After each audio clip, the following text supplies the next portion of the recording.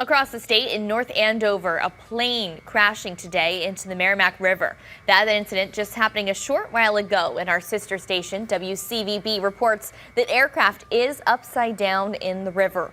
Firefighters are working with rescue tools in an attempt to access the fuselage from the bottom of the airplane. And according to the flight tracking site FlightAware, the plane took off from Lawrence Municipal Airport right after 2 p.m. today, and it was only in the air for about 3 minutes. We'll continue to follow the latest developments as they enter our newsroom.